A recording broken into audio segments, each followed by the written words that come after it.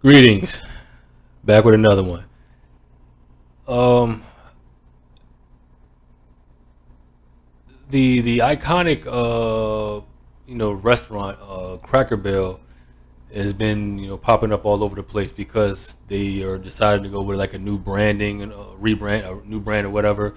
I think they have a new CEO, and I guess what she wants to do is kind of, I guess in her vision, update the place and stuff like that. And a lot of people are not too pleased with it. And I've seen the logo and the new logo, and it just looks boring and bland. I don't know why they decided to go that route. I mean, like I said, if you want to update things just a little bit, fine. But what makes these businesses what they are is a lot of it has to do with imagery, how they look, and somebody cleverly said it's not always about it's not. I can't. I don't even want to repeat it because I know I'm a butcher it. But I got the great Tyrone Magnus talking about this. I'm react to a video that he did earlier today, and I hope he doesn't mind me reacting to it. But I like Tyrone Magnus a lot. I watch his videos a lot, and I just want to hear his take on what he feels about it and all of this madness going on with the Cracker Barrel rebrand. So let's get into this. My name is Stone Cold Steve Austin, and when I done spend a night of drinking beer and whipping somebody's ass, when I wake up in the morning, I like to get in my pickup truck, go on down to Cracker Barrel, have mama's pancake breakfast, or have some hash brown casserole along with some damn sweet tea. Cracker Barrel done rebranded itself.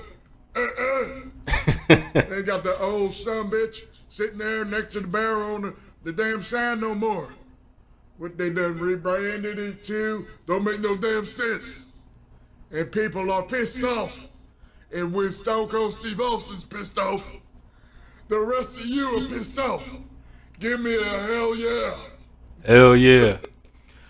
And that's the bottom line, because Tyrone Magnus said so.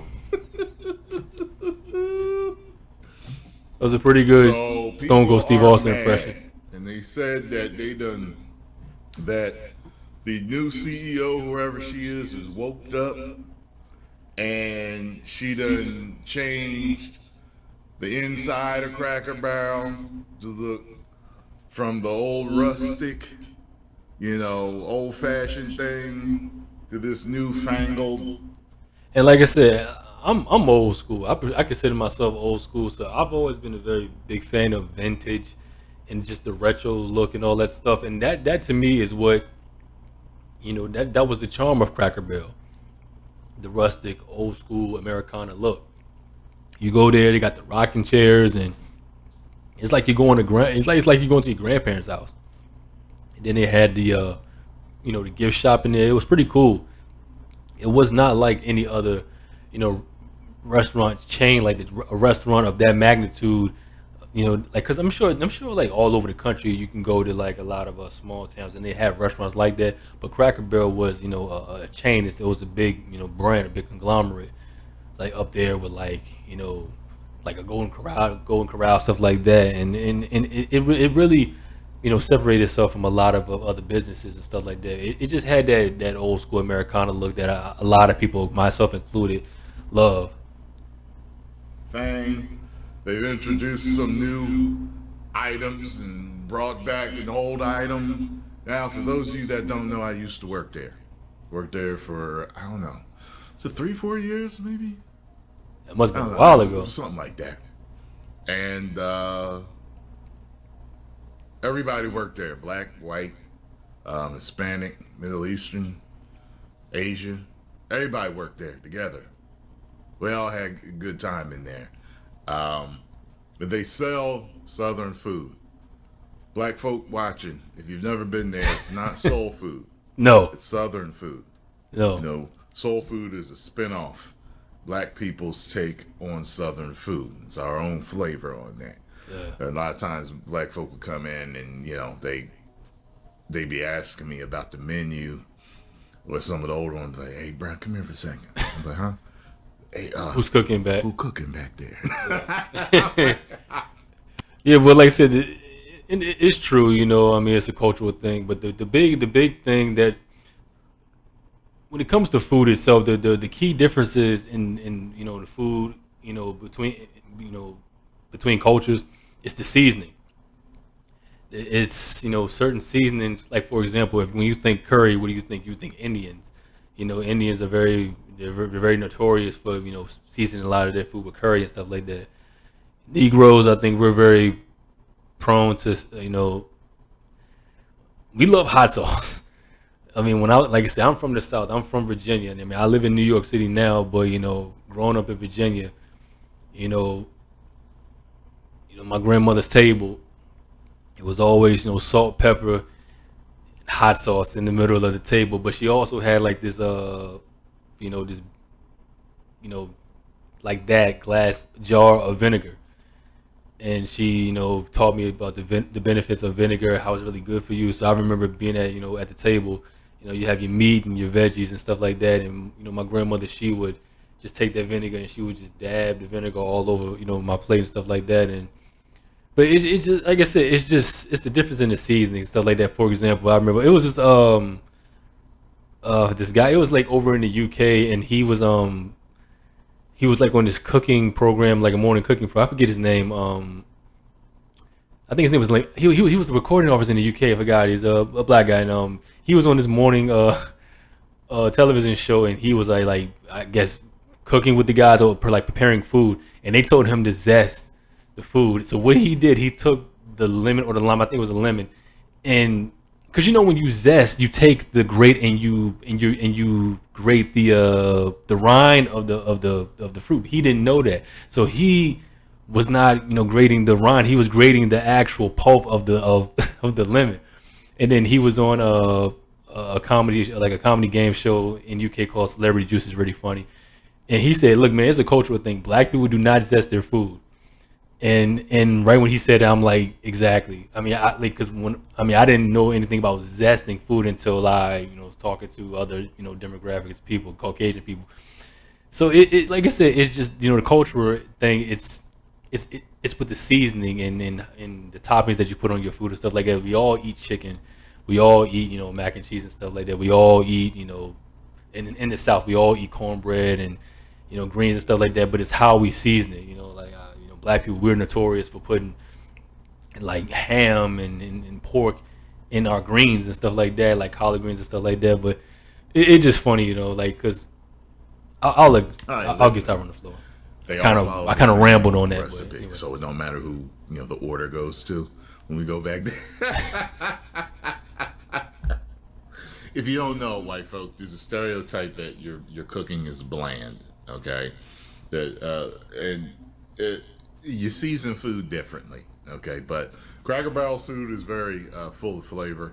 I remember one time my mom and brother went to a dinner for a football team.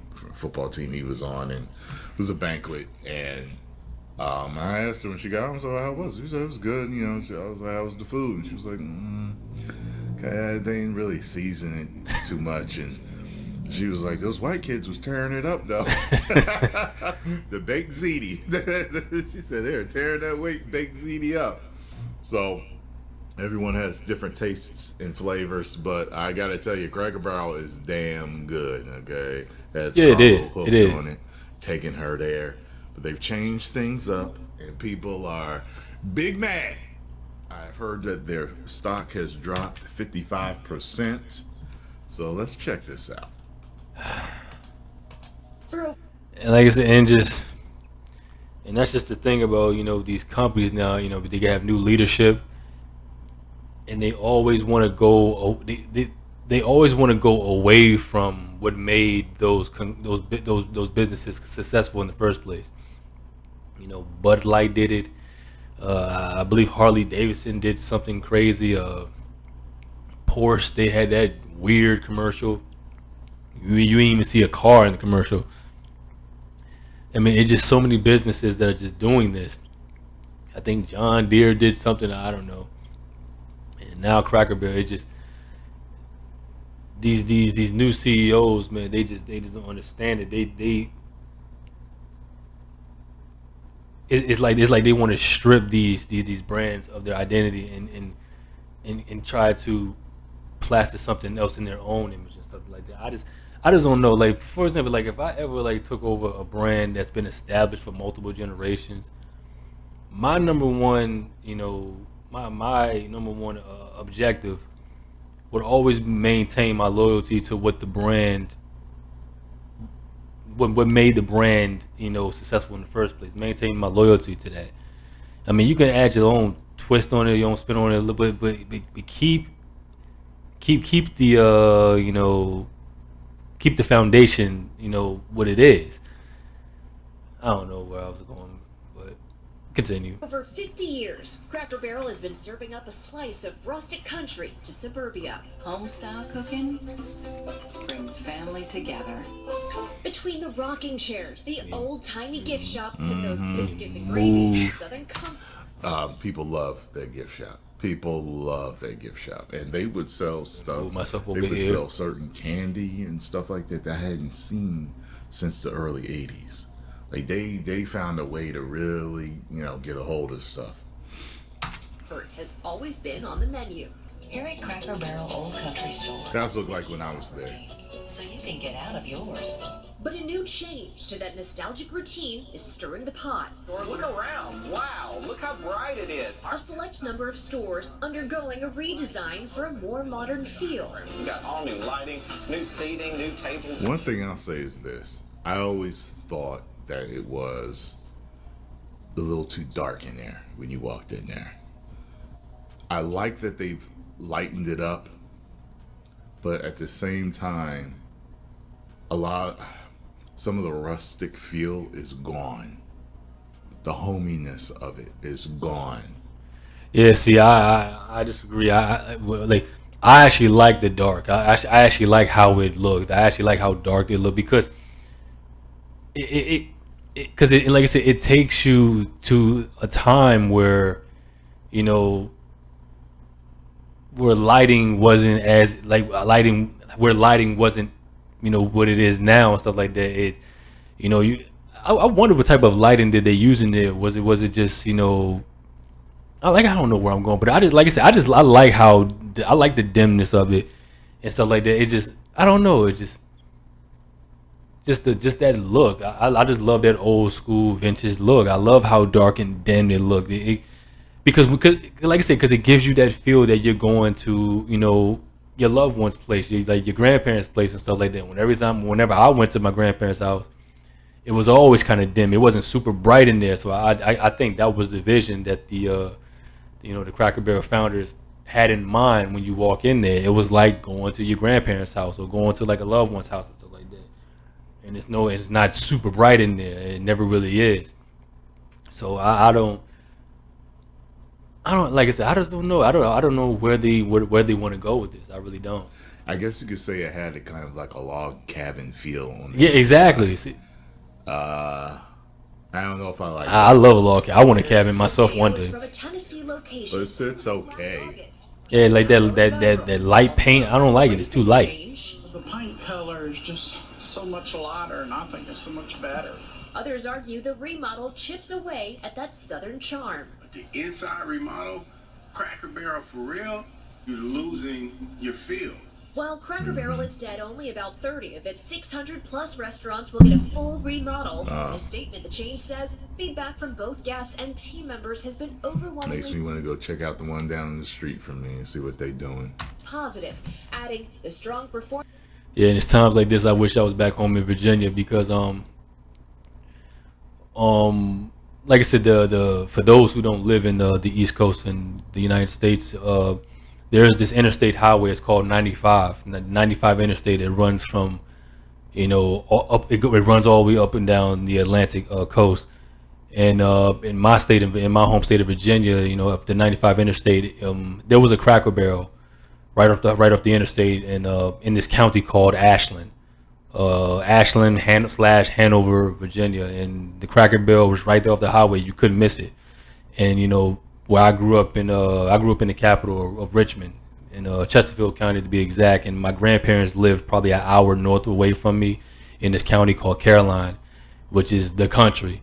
And that's where most of my family's from, is from the country. So, but every time we were, driving up there to see my grandparents, we always passed that Cracker Barrel. And from time to time, my family and I, we would go in there, and I've always, Cracker Barrel, they were known for like their casseroles and stuff. And I used to get this this sausage and cheese or sausage and egg casserole that they had. It was pretty good. Performance of these locations affirms that we are moving in the right direction. In an interview last summer, Cracker Barrel's CEO telling CNBC the transformation is part of a multi-year brand refresh. There she is. Our goal is to take what people love about Cracker Barrel, Of course. and open the aperture a little bit so that more people love Cracker Barrel. So we want to appeal to all generations. Cooking up a new look is all the rage. Denny's, Popeyes, Burger King, all getting modern makeovers with sleek Only been. But here's the thing though, comparing Cracker Barrel to like fast food, like Burger King and Popeyes and stuff like that, I don't think it's the same. When you go to a spot like Burger King, which I love, I can eat the heck out of a Whopper. But you walk into a Burger King or like a McDonald's or like a Wendy's and stuff, comparing it to Cracker Barrel, to me it's just not the same, because it doesn't have that warmth, that homeness feel to it, if you will. So when like places like Burger King and like fast food joints like that get like new looks and remodels and stuff like that, we don't. I would guess that the public really doesn't bat an eye at it too much. It's just something that they do, because it wasn't like a cultural essence that came with like a McDonald's or a Burger King, stuff like that. They were just fast food joints that we go in there, we get a burger, we get a sandwich, get some fries or a shake or a drink, and we out. But with Cracker Barrel, when you go in there, it's culture, really. I understand burgers and fries is an American culture thing, but it's not the same when you go into like a Cracker Barrel or something like that. It's just not the same. So when people say that all these other places are getting updated, then why not Cracker Barrel? Well, I can't speak for everybody else, but I'm not against updating things slightly, but when you change it to the point, like for example, they say rebrand. Why do you need to rebrand it? Like when I hear word rebrand, that means that you're changing something that really wasn't broken to begin with. So are they going to change to the point to where Cracker Barrel is not identifiable anymore? To the point where it's something else? I don't know. I don't know. Been to Denny's one time, and it was when I was in Canada. Denny's. But I had always heard over the years growing up that Denny's was racist, and there would always be some type of issue with black people going to Denny's. And then there was one time I remember the Secret Service, and I can't remember who it was for. I can't remember if it was Clinton or it was Bush, but they had gone to a Denny's and got treated badly. The black one, the black Secret Service agents. I don't remember hearing about that. And so I've never ever been to a Denny's in America, but I decided to up there, and I was treated just fine. But I don't know. But I have heard so many black people tell me that over the years, don't go to Denny's. I never heard that. Again, back home in Virginia, there's this strip. There's this long strip called Midlothian in Chesterfield County. There was a Denny's. It was a diner. It looked like one of those old school diners, but it was a Denny's. It was a Denny's diner. And from time to time, I walk up in there, get like a grand slam, and go ahead and eat and be on my way. I never experienced that. So I guess it's a certain location that these people went to and received that treatment. I'm sorry to happen to them, but I didn't have that experience. The Denny's that I went to back home. So I don't know if they have any Denny's up here in New York. I don't know. I haven't seen them. There's a lot of stuff back home in Virginia that I don't see up here in New York. So I don't know.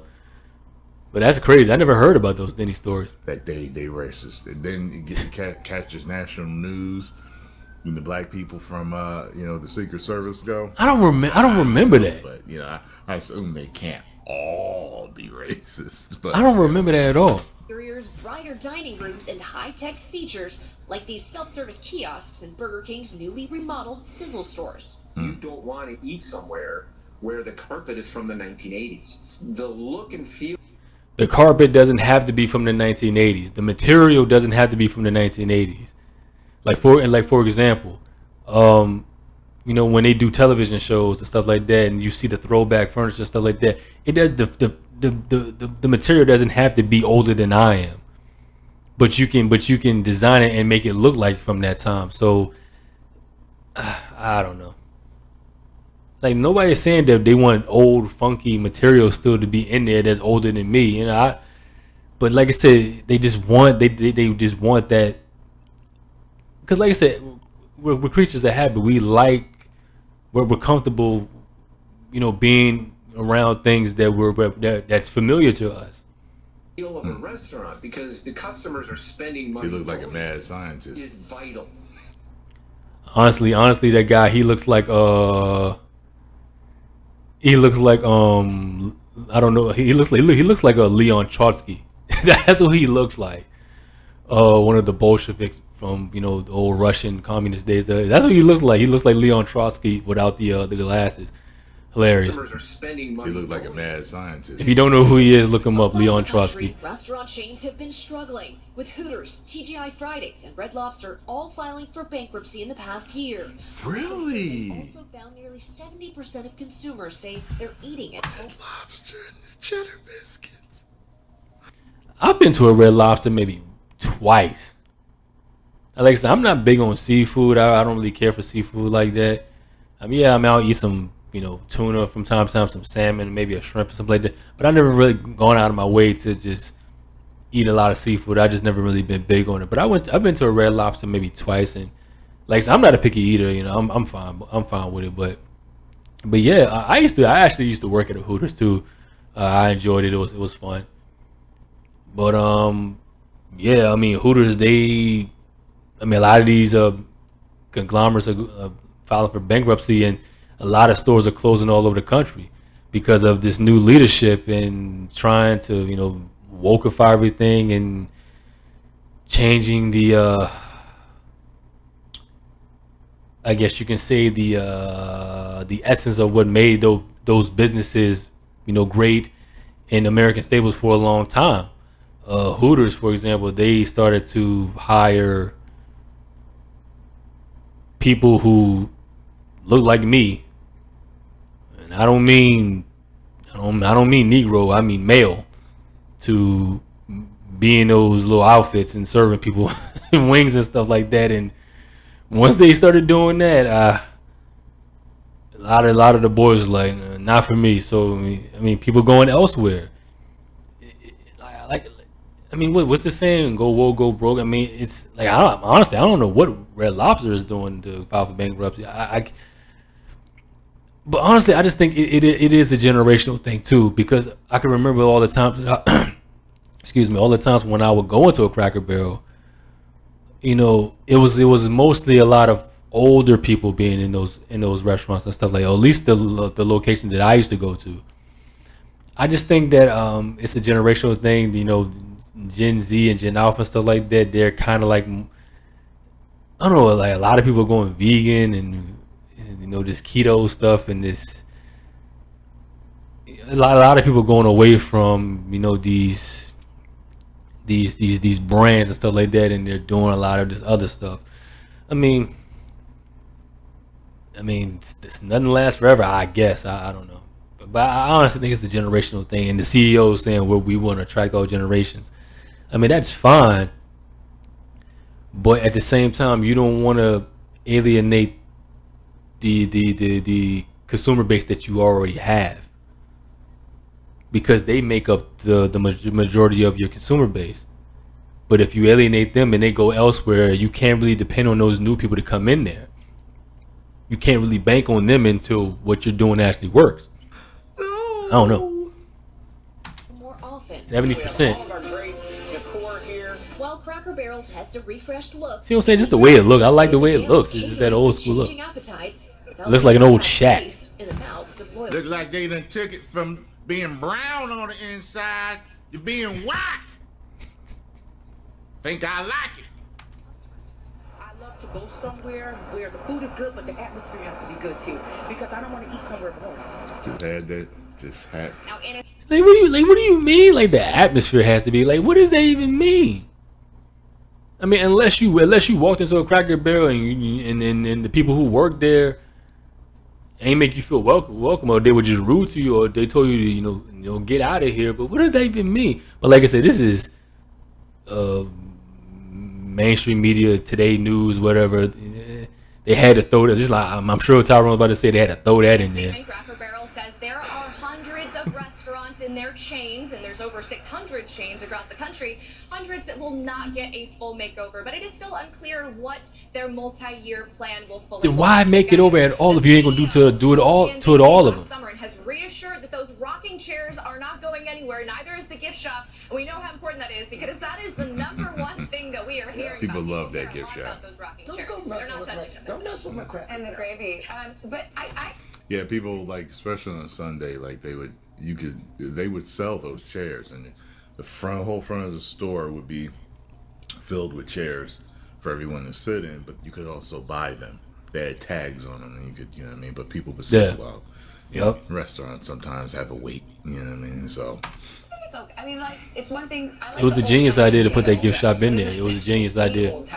Sometimes you need a little fresh coat of paint. I want it just as old timey as it was when I was a kid. Would go there and eat grits and hash browns. If you want the same Exactly. from the 70s. So why change what works? It doesn't make any sense. The tea game? Yes. I can never get under 3. Oh. Yeah. That surprises me, actually. You're pretty It drives me nuts. Trust me. And I'll. Hey, thanks for watching. Don't forget you can catch the Roker. All right. So, my Cracker Barrel fans out there, what do you say? I'm if I had to say go with the new look or keep the bad. I mean, not the bad, the old look. I would have said keep the old look. Keep the old look. Same here. It may be a little too dim in there, but I like that. I like that the dimness though. Feel. This one feels has a cheap feel to it. It's brighter, I like that, but other than that, it has a cheaper feel to it. And I don't like it. Maybe it feels a little like Golden Corral to me. I don't know. Exactly. It looks like every other restaurant now. That's it. 10 million subscribers. Woo!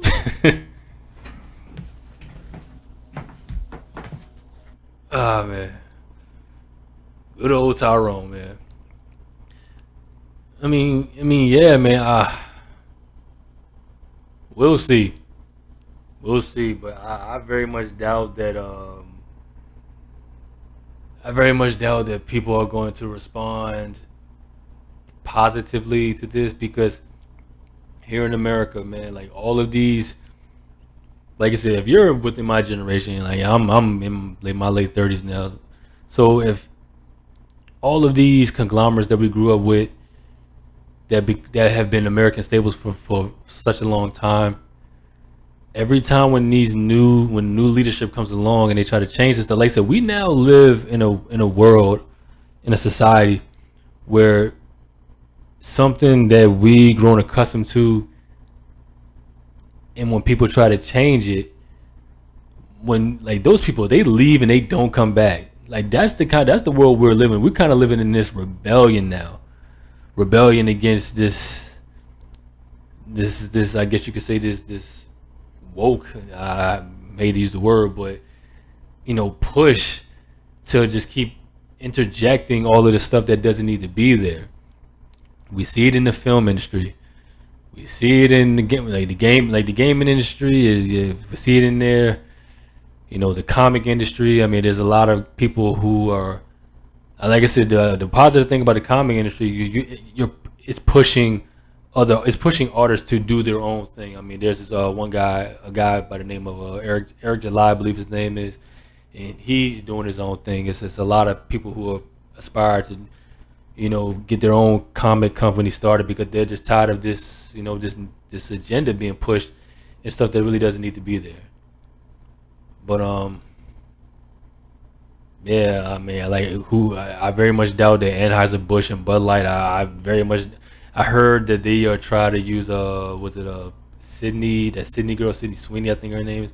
I think they're trying to use her to push the brand of Bud Light, but I don't think that's gonna work. I don't think Sweeney. I don't think she's gonna save Bud Light. I don't think so, because like I said, we live in a time of rebellion now.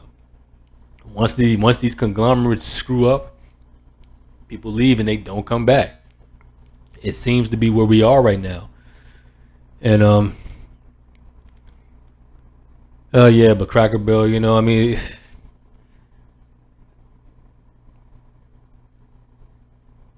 I mean, obviously, when you go into a restaurant, the most important thing that you are going to focus on really is the food, right? The food and the service are like the two biggest things. You want the service to be, friendly and kind and respectful and make you feel at home and stuff like that. And you want the food to be good, right? But like I said, with this new rebranding, it does take a lot away. It does take a lot away. I mean, like I said, hey, if they keep the gift shop, it's fine.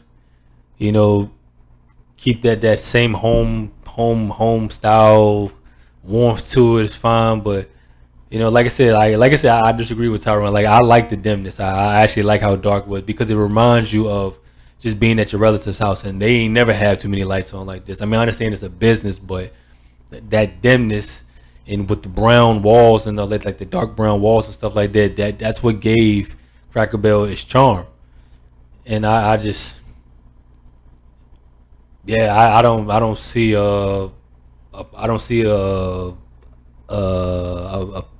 anything positive on the horizon for Cracker Barrel.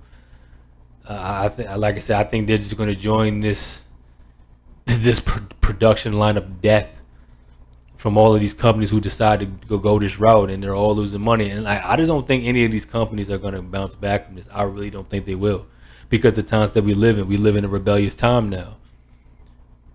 Like, feel free to put in the comment section any of these companies that came back stronger than ever after trying this woke stuff. Like, please fill me in, because I don't know. Like I said, I'm not really keen about following this stuff down to a T. I really don't. I'm kind of mostly just doing, my thing with my, my gaming and my martial arts and my history and my cinema, stuff like that. So, but stuff like this is just. You hear the noise and stuff like that, but I'm not too big on it because, a lot of it is kind of just negative, and I don't really want to push too much of that out of there. But like I said, it's just like yours out there. It's just all just opinion based. Some people are gonna like it, some people don't. Some people are kind of like just, kind of in the middle. It's like they don't really care what happens, though. But I think that maintaining this strong identity is important when you're running your business, and you really want to hold on to what made that business popular and loved in the first place. So I hope that this new CEO and the team at Cracker Barrel don't completely lose sight of that. Then we'll see, man. But yeah, I guess I'm going pretty long on this one, so I'm gonna close up. But yeah, guys, another one for the archives. 31 cents added. It's your brother Bleak signing out. Until next time, you guys. Us.